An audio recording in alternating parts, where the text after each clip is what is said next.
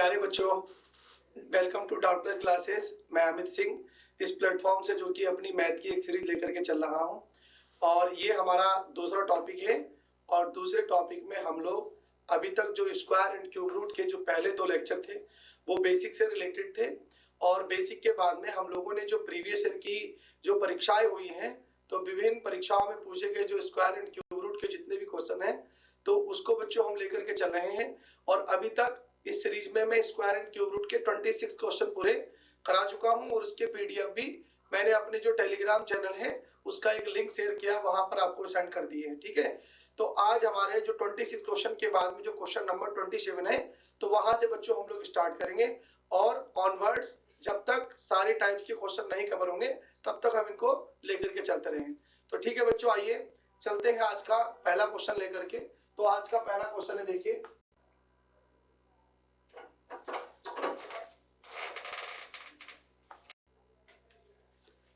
बच्चों, आज का हमारा जो पहला लेक्चर क्वेश्चन है तो कह रहा है कि 1008 को किस एक अंक वाली संख्या से विभाजित किया जाए कि भागफल पूर्ण वर्ग संख्या बन जाए। तो फिर से मैं आपको बता रहा हूं, देखिए तो यहाँ पर उसने 2 बात कही है, देखिए ध्यान से।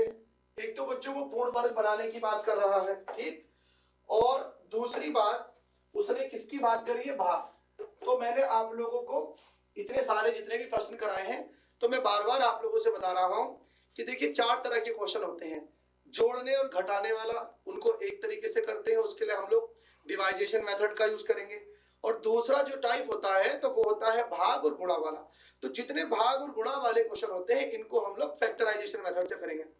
तो जैसे ही भाग या गुणा करके पूर्ण वर्ग पूर्ण घन बनाने की, परफेक्ट स्क्वायर या परफेक्ट क्यूब बनाने की बात करता है तो सबसे पहले आप लोगों को उस संख्या की क्या करनी चाहिए बच्चों, फैक्टर करनी चाहिए। तो सबसे पहले 1008 की जो फैक्टर करिए और बाकी चीजें उसके बाद में, ठीक है। चलिए तो देखिए बच्चों, यहाँ पर जो हमारा 1008 है, अगर हम लोग इसके फैक्टर करते हैं तो 2 से काटने पर 2 पंजे 10, 0, 2 चौक 8। फिर बच्चों हम 2 से काटेंगे तो 2 दूनी 4, कितना बचेगा बच्चों 1, ये 10 हो जाएगा, 2 पंजे 10 और 2 दूनी 4। फिर बच्चों यहाँ से आप लोग देखिएगा 2 एकना 2 और 2 दूनी 4 और 2 छंग 12। फिर 2 से काटेंगे 2 छंग 12 और 2 तिया 6। अब बच्चों 2 से नहीं कटेगा, किससे कटेगा बताइए, 3 से। तो 3 से काटेंगे तो 3 दूनी 6, 3 ही करना 3। और बच्चों 3 से काटेंगे तो 3 सत्ते 21 और 7 से काटेंगे तो कितना आएगा, 7 ही करना 7। देखिए ये आपके सामने फैक्टर निकल कर के आए और उसने कहा है भाग। तो देखिए और पूर्ण वर्ग की बात करा तो कोई भी संख्या वर्ग तब बनती है जब आप वहां पर 2 संख्याओं का जोड़ा लेकर के चलेंगे। घन बनाने के लिए आपको 3 का जोड़ा लेने की जरूरत है, वर्ग बनाने के लिए 2 का जोड़ा लेने की जरूरत है। तो जैसे जोड़ा बनेगा समझ लो वो परफेक्ट स्क्वायर बन गया। अब आप देखिए इधर, ये बच्चों एक जोड़ा बनकर के तैयार हुआ, ये परफेक्ट स्क्वायर बन चुका है। ये एक जोड़ा बन के तैयार हुआ, ये भी परफेक्ट स्क्वायर बन चुका है। ये जोड़ा बना, ये भी परफेक्ट स्क्वायर बन चुका है। अब एक संख्या बची है 7, तो इसका जोड़ा बना भी सकते हो और इसे हटा भी सकते हो। 2 तरीके आप लोगों के पास हैं। तो अगर आप इसको हटाना चाहते हैं तो हटाने का मतलब इसको भगाना, तो भगाने का मतलब भाग। तो अगर आप लोगों को इसको भगाना है तो इस 7 को हटा दीजिए, मतलब 7 से भाग कर दीजिए। अगर आपको 7 एक और लेके आना है तो 7 से गुणा कर दीजिए, तो फिर आपका वो भी पूर्ण वर्ग बन जाएगा। तो बच्चों यहाँ से हम लोगों को इस 7 को यहाँ से इसको भगाना पड़ेगा। तो अगर 1008 को हम लोग 7 से भाग करेंगे तो देखिए यहाँ पर 4 ऑप्शन है, तो यहाँ पर कौन सा आंसर होगा बच्चों, 7। तो 7 से भाग देने पर एक पूर्ण वर्ग बनेगा। अब किसका पूर्ण वर्ग बनेगा ये भी चेक कर सकते हो। देखिए यहाँ पर जो 2 की गुणा 2 से करी गई है तो पहला निकल के आया 2, यहाँ पर भी 2 को 2 से गुणा करा गया बच्चों, यहाँ भी निकल के आएगा 2, यहाँ भी 3 को 3 से गुणा करा गया तो कितना आएगा बच्चों 3। तो 3 दूनी 6 और 6 दूनी 12। तो बच्चों अगर आप लोग 7 से इसको भाग कर देंगे तो जो आपका भागफल निकल करके आएगा वो 12 का पूर्ण वर्ग बन जाएगा।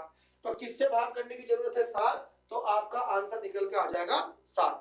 ठीक है, तो यहाँ पर बच्चों हमारा ये पहला क्वेश्चन कंप्लीट होता है। चलिए लेते हैं अपना हम लोग अगला क्वेश्चन।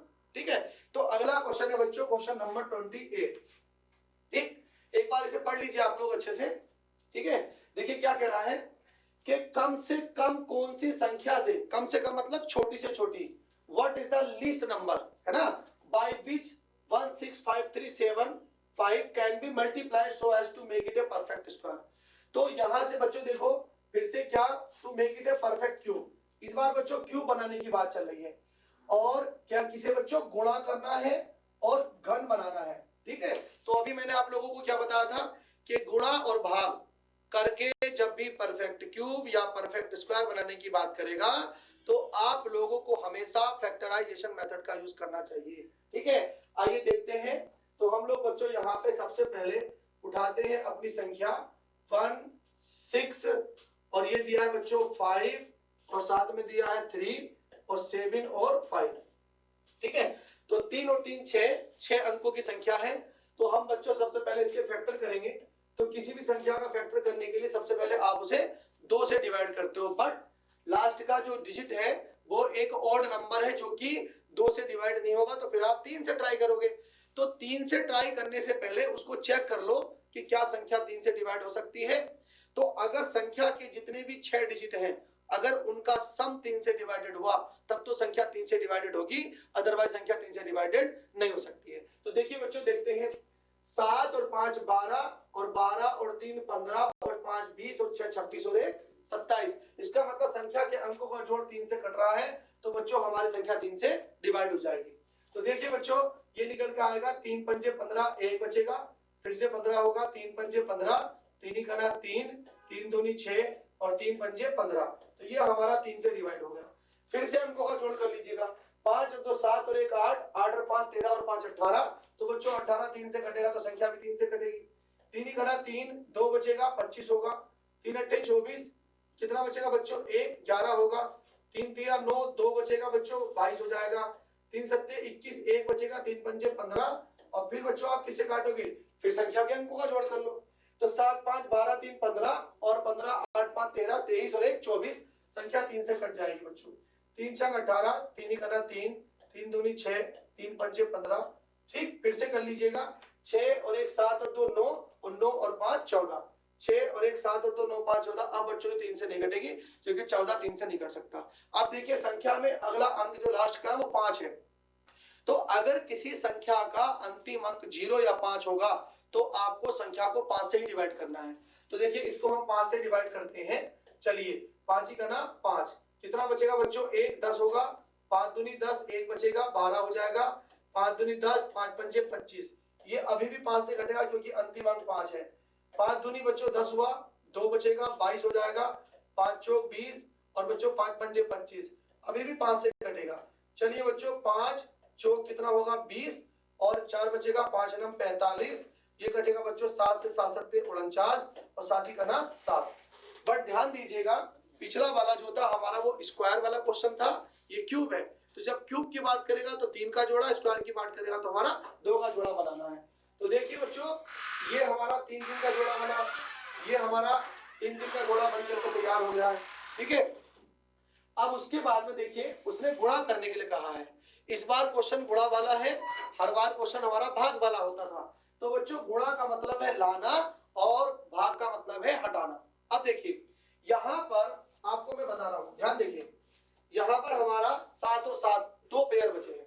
तो देखिए हमारे पास दो तरीके हैं, या तो बच्चों हम इनको हटा दें, तो अगर इनके हटाने की बात करेगा तो हटाने के लिए बच्चों वो क्वेश्चन होता हमारा भाग वाला। तो भाग करने के लिए इनका गुणनफल निकालते। तो बताइए अगर क्वेश्चन भाग का होता तो 7 सत्ते 49 से भाग करते, दोनों 7 हट जाते और पूरा मिलाकर के इनका परफेक्ट क्यूब बनके तैयार होता। लेकिन क्वेश्चन गुणा वाला है, गुणा का मतलब चीजों को हटाना नहीं है, जो कमी पड़ रही है उसको पूरा करना है। तो फिर बच्चों आप करेंगे 7 इंटू 7 इंटू 7। तो देखिए एक 7 की कमी पड़ रही थी, तो अगर आप इसको बच्चों 7 से गुणा कर देंगे तो देखिए ये एक परफेक्ट क्यूब बनकर के तैयार हो जाएगा। तो बताइए बच्चों इसको परफेक्ट क्यूब अगर बनाना है तो आपको दोनों 7 को अगर 7 से गुणा करेंगे तो एक जोड़ा बन जाएगा 3 3 का। तो यहाँ पर बच्चों 3 आपके आंसर दिए हैं, तो इसमें से ये आपका जो 7 वाला आंसर है बच्चों ये आपका सही हो जाएगा। तो अगर आप इसको बच्चों 7 से गुणा करेंगे तो ये एक परफेक्ट क्यूब बनकर के तैयार हो जाएगा। ठीक है, उम्मीद करता हूँ सारे बच्चे समझ रहे होंगे। मैं बहुत आराम से, जल्दीबाजी में नहीं हूँ बिल्कुल भी, मैं पूरा टाइम ले रहा हूँ आप लोगों को समझाने के लिए। एक एक क्वेश्चन को मैं संख्या को काट के दिखा रहा हूँ, कौन संख्या कहाँ से कैसे कट के आ रही है। अब तो आप समझ ही सकते हैं। चलिए ठीक है, देखते हैं, लेते हैं बच्चों अगला क्वेश्चन। तो बच्चों अगला क्वेश्चन हमारा है कि n के किस मान के लिए 34n एक पूर्ण घन होगा जहां 34n एक 3 अंकों की संख्या है। ठीक है, तो बच्चों आप लोग जानते हैं कि यहाँ पर हमें n का ऐसा मान रखना है कि जैसे यहाँ पर एक क्या तैयार हो जाए, ये पूर्ण घन बनाने की बात चल रही है। ठीक है, तो हमें इसे घन बनाना है। तो बच्चों देखिए 3, ठीक है, यहाँ पर हम रखेंगे 3 4 और साथ में क्या दिया है बच्चों n। ठीक है, यहाँ पर हमें n दिया है, तो हम लोग n की जगह क्या रखें ताकि एक पूर्ण घन बन करके तैयार हो जाए। तो आप इस क्वेश्चन को डायरेक्टली भी कर सकते हो। ठीक, जैसे कि एक बात समझिएगा, आप लोग जानते हैं बच्चों कि घन की बात करें तो हमारा बच्चों 7 × 7 × 7, ठीक है, तो 7 का घन अगर करोगे तो बच्चों होता है 343। तो बताइए n की जगह पर हमें बच्चों किसका मान रख देना चाहिए, 3 का। तो अगर हम बच्चों n बराबर अगर 3 रख दे रहे हैं तो यहाँ पर हमारा एक पूर्ण घन बन करके तैयार हो जाएगा। ठीक है, तो बताइए इसका आंसर क्या आएगा, इसका आंसर निकल कर आएगा बच्चों 3। तो अगर n की जगह हम लोग 3 रखेंगे तो हमारा पूर्ण घन बन करके तैयार हो जाएगा। ठीक है, चलिए बच्चों लेते हैं फिर अगला क्वेश्चन हमारा। ठीक, देखिएगा क्या वो कह रहा है कि एक माली 17,956 पेड़ लगाना चाहता है तथा उन्हें इस तरह से लगाना चाहता है कि वह उतनी ही पंक्ति हो जितनी एक पंक्ति में पेड़ों की संख्या।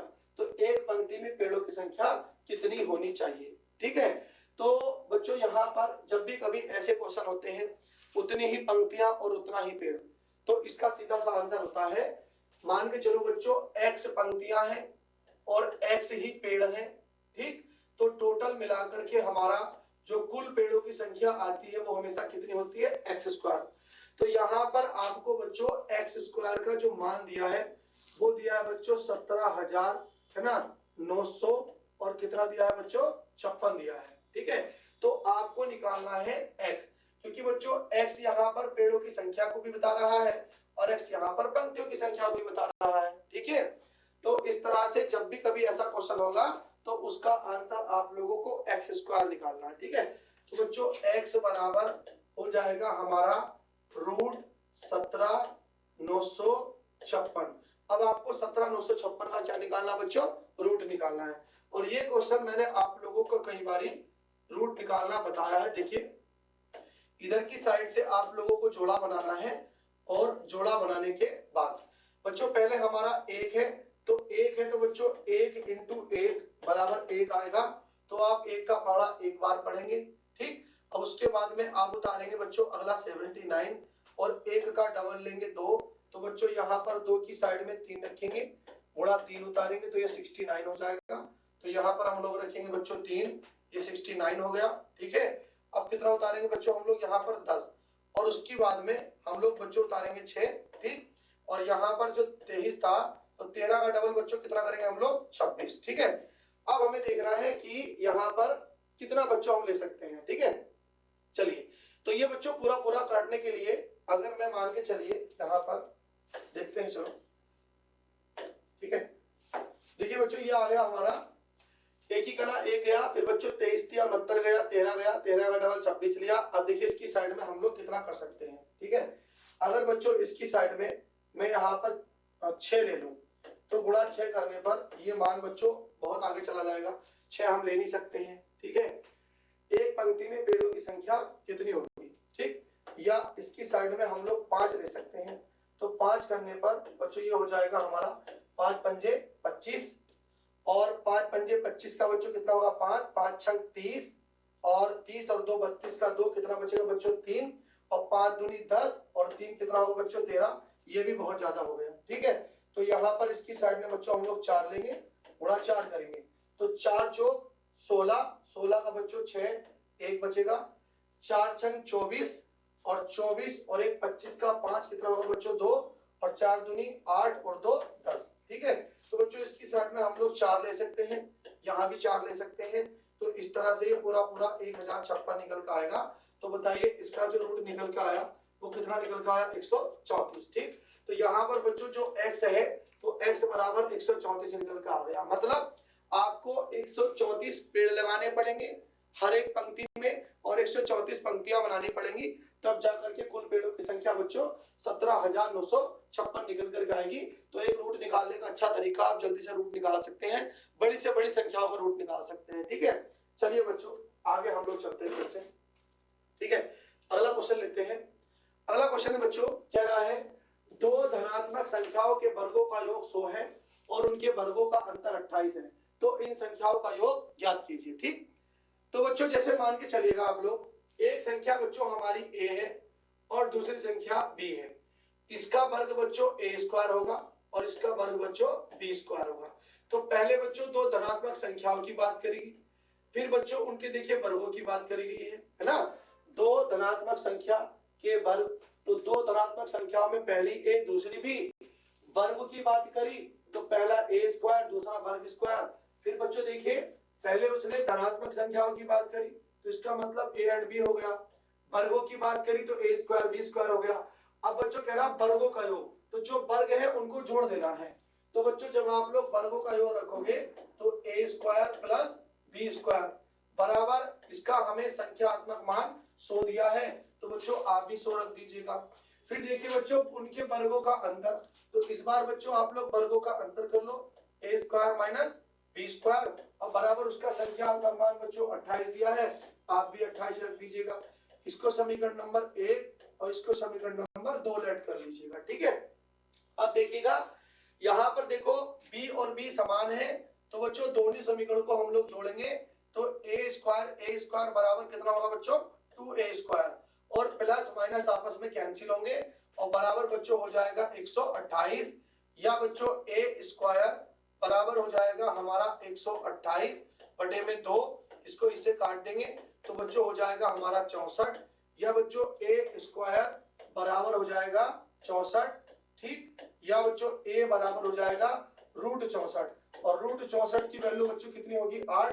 तो बच्चों इस तरह से आपकी पहली संख्या कितनी निकल कर आ गई, 8 निकल कर आ गई है। ठीक है, अब आपको बच्चों दूसरी संख्या निकालनी है, तो आप किसी भी एक समीकरण में, जैसे पहली समीकरण में, ठीक, उसने बच्चों संख्याओं का योग ज्ञात कीजिए। तो पहले आपको एक संख्या कितनी मिली 8, अब दूसरी जो पहली समीकरण है, तो पहली समीकरण बच्चों दिया है a स्क्वायर प्लस बच्चों दिया है आप लोगों का b स्क्वायर बराबर दिया है 100।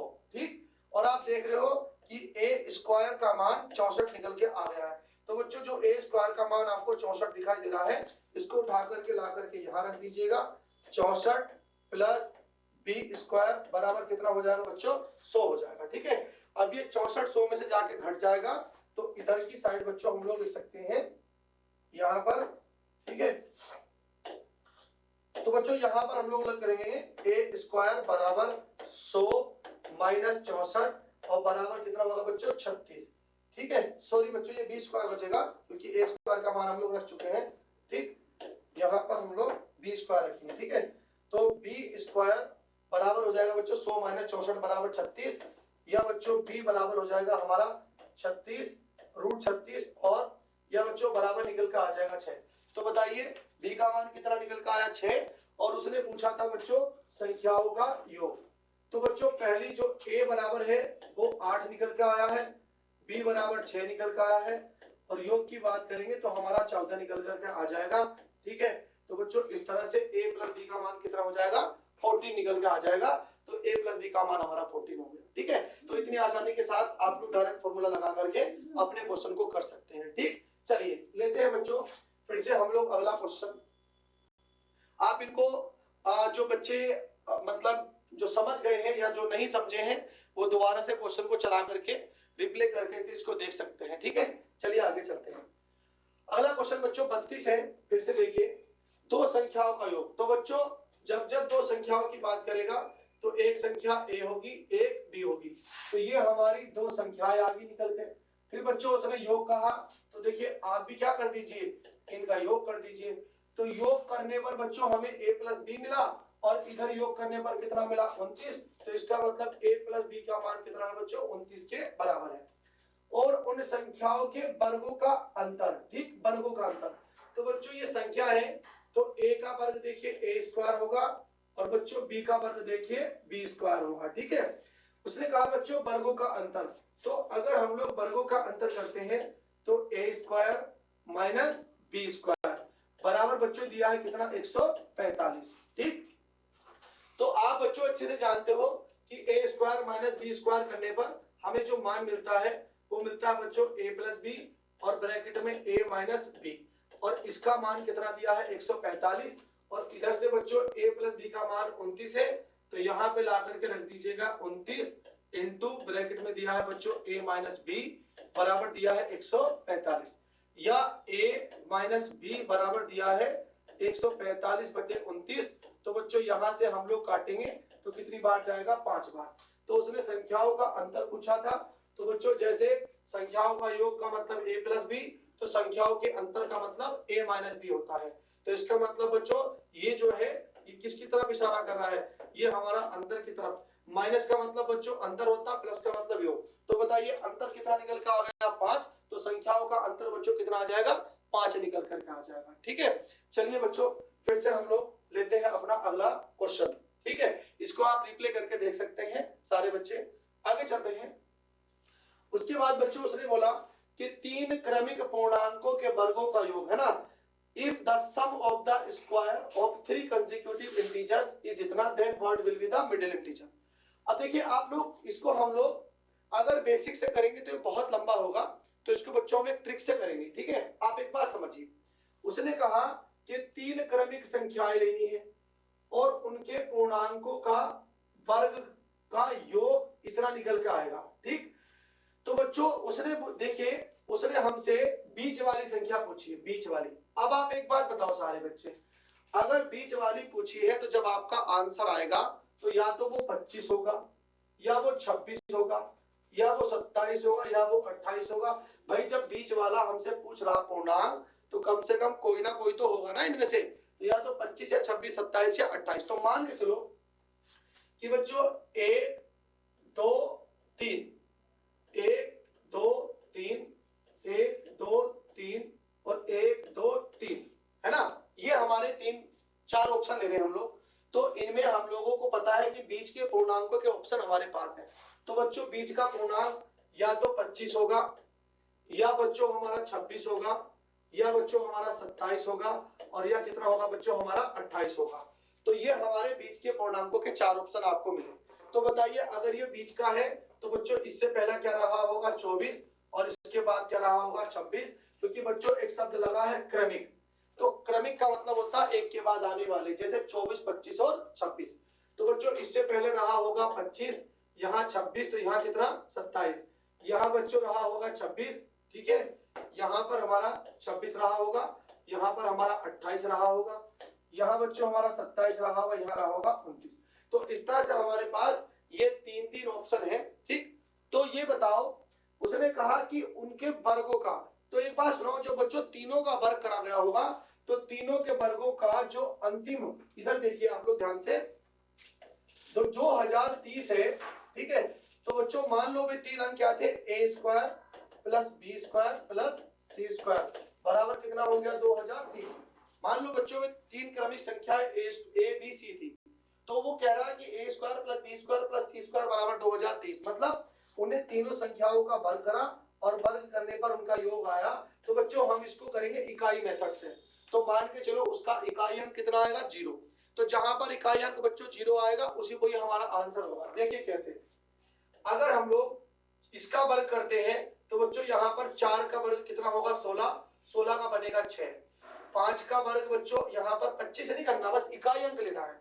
5 का वर्ग बच्चों 5 पंजे 25 का लेंगे 5, 6 छंग 36 का कितना लेंगे बच्चों 6। तो देखिए 5 और 6 11, और 11 और 6 17। तो बच्चों इकाई का अंक बताइए कितना आया 7, जबकि यहाँ पर इकाई का अंक कितना है 0। जब तक 0 नहीं आएगा आपका आंसर नहीं आ सकता। ठीक है, चलिए बच्चों यहाँ पर अगर लेंगे तो 5 पंजे 25 का 5, 6 छंग 36 में इकाई का अंक 6, 7 सत्ते 49 में इकाई का अंक 9, तो 6 5 11, 11 और 9 20। तो देखिए यहाँ पर बच्चों हमारा इकाई का अंक कितना आ गया 0, और यहाँ भी इकाई का अंक 0 है। तो इसका मतलब बच्चों ये वाला एकदम क्वेश्चन सही है कि वहां पर बीच का अंक जो होगा बच्चों वो 26 होगा। तो यहाँ पर आपको आंसर लगाना चाहिए कितना बताओ 26। ठीक है, तो ये हमारा एक तरीके से पूरा एकदम ट्रिकी मेथड है। ठीक, बट अगर आप लोग ट्रिक नहीं समझ पा रहे हो तो उसको बेसिक से लगा लेना। मैं थोड़ा सा कॉन्सेप्ट बता दे रहा हूँ ठीक, उसका कॉन्सेप्ट बच्चों क्या है देखिएगा आप इधर, ठीक है। मैं इधर आपको उसका बेसिक कॉन्सेप्ट भी बता दे रहा हूँ, ये मैंने ट्रिकी मेथड बताया आप लोगों को, ठीक है। देखिए मान लो बच्चों एक संख्या हमारी x है, तो अगली संख्या हमारी x प्लस 1 होगी और अगली संख्या बच्चों हमारी x प्लस 1 प्लस 1 हो जाएगी, ठीक है। क्योंकि देखिए क्रमिक कहते हैं एक के बाद मतलब एक एक बढ़ने वाला, यहाँ x था एक बढ़ा फिर इसमें एक बढ़ा, तो बच्चों ये वाली हो जाएगी आप लोगों की x, ये हो जाएगी x प्लस 1 और बच्चों ये हो जाएगी x प्लस 2, ठीक। तो उसने कहा पूर्णांकों के वर्ग, तो बच्चों आपको इनका वर्ग करना है, वर्ग करने पे इसका स्क्वायर करोगे, इसका भी स्क्वायर करोगे, इसका भी बच्चों स्क्वायर करोगे, फिर बच्चों उनका योग कर देना है। तो योग जब आप करोगे तो इनको जोड़ दोगे और जोड़ने पर बच्चों आप लोगों को मिलेगा 2030, ठीक।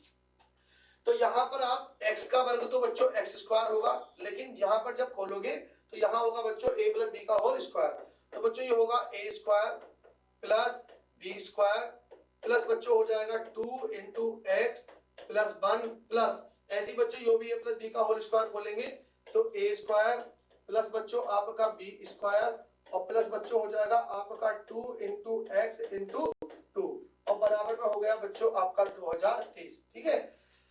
अब यहाँ से आप लोग देखिए 1x स्क्वायर 2x स्क्वायर और 3x स्क्वायर, तो यहाँ से बच्चों आपका हो जाएगा 3x स्क्वायर, ठीक है।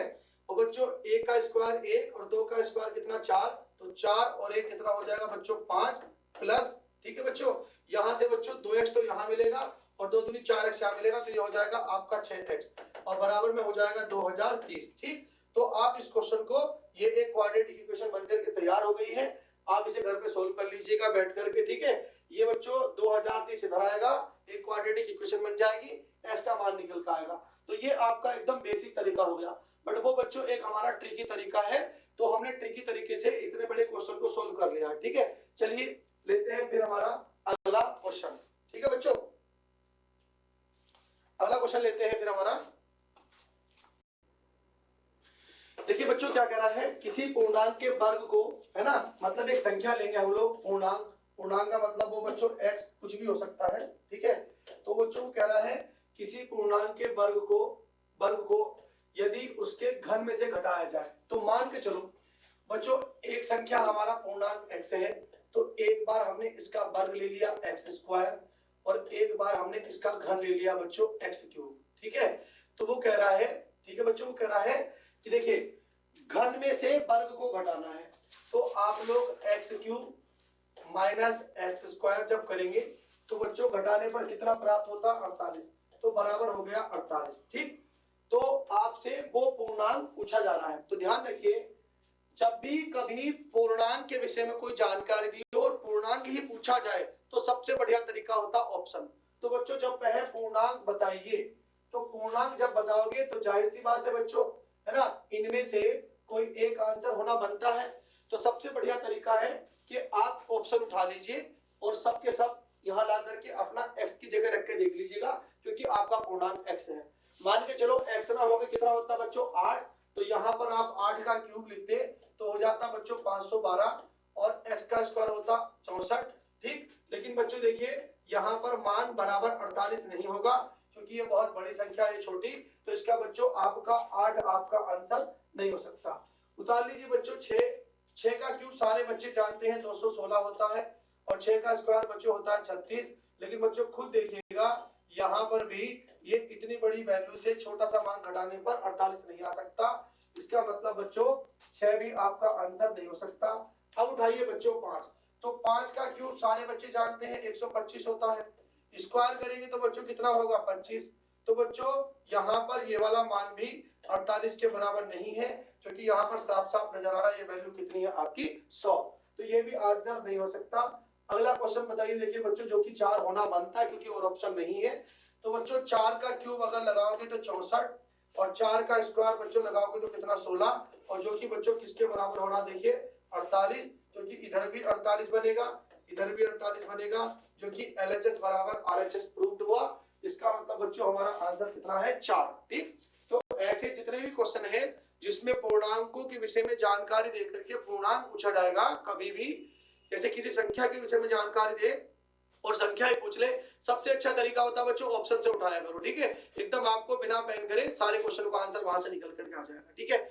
उम्मीद करता हूं डाउटलेस क्लासेस से मेरे द्वारा जो भी प्रयास किए जा रहे हैं, मेरे सारे बच्चे बहुत अच्छे से जो भी मेरी मेहनत है उसको अच्छे से देख रहे होंगे और जरूर वे भी अपने साथ साथ मेरे साथ साथ अपने घर पर बैठ करके मेहनत कर रहे होंगे। आप लोग घर पे भी अपने क्वेश्चन जो भी आपके पास बुक्स हैं उन किताबों से अपने क्वेश्चन लगाइए। मैं यहाँ पर स्क्वायर एंड रूट पढ़ा रहा हूँ तो आप अपने स्क्वायर एंड रूट को घर पे बच्चों लगाइएगा। और अगर कुछ क्वेश्चन फंसते हैं तो बच्चों आप अपने क्वेश्चन को कमेंट बॉक्स में भी बता सकते हो, ठीक है। तो मैं प्रयास करूंगा कि आप लोगों के जो डाउट्स हैं उसको एक डाउट क्लास अलग से बनाई जाए, ठीक है। उम्मीद करता हूँ ऐसी, ठीक है बच्चों। तो आज के लिए हमारी क्लासेस में इतना ही है, बाकी हम लोग अपने नेक्स्ट लेक्चर के साथ कल से फिर आपके सामने आएंगे। Thank you so much doubtless classes से जुड़ने के लिए, और जो भी आपको यहाँ से फायदे हो रहे हैं आप इसको लेते रहिए। थैंक यू सो मच बच्चों।